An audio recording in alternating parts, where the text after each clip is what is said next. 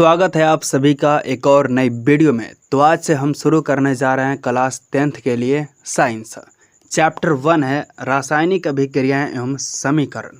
तो सबसे पहले समझते हैं रासायनिक अभिक्रिया।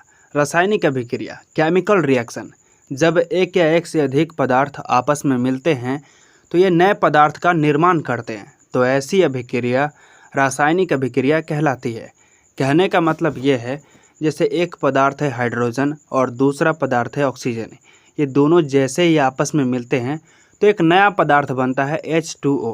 तो ये जो अभिक्रिया हुआ ये हुआ रासायनिक अभिक्रिया। अब देखिए, मैग्नीशियम है और ये दूसरा पदार्थ है ऑक्सीजन, ये दोनों जैसे ही आपस में मिलते हैं तो एक नया पदार्थ बनता है MgO, मैग्नीशियम ऑक्साइड। लोहा जैसे ही ऑक्सीजन के संपर्क में आता है तो उस पर जंग लग जाता है और बनता है लौह ऑक्साइड।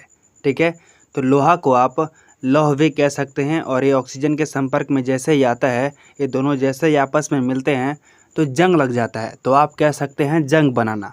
ठीक है, अब देखिए सोडियम और क्लोरीन ये जैसे ही आपस में मिलते हैं तो एक नया पदार्थ बनता है NaCl, इसको बोलते हैं सोडियम क्लोराइड। और सोडियम क्लोराइड जो है ये हमारा होता है साधारण नमक, जो घर में हम लोग उपयोग करते हैं वही नमक होता है ये। हाइड्रोक्लोरिक अम्ल और सोडियम हाइड्रोक्साइड जैसे ही आपस में मिलते हैं तो दो नया पदार्थ बनता है NaCl और H2O। NaCl जो है ये सोडियम क्लोराइड है और H2O है ये जो है हाइड्रोजन ऑक्सीजन है।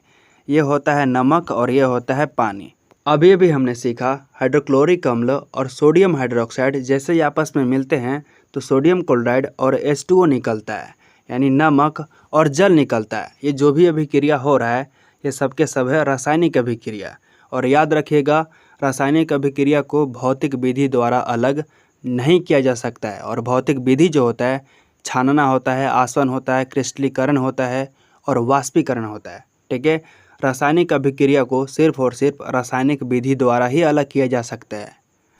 रासायनिक अभिक्रिया के दैनिक जीवन में उदाहरण: भोजन का पकना, श्वसन प्रक्रिया, पाचन प्रक्रिया, दूध से दही बनना, मैग्नीशियम रिबन को मैग्नीशियम ऑक्साइड में बदलना।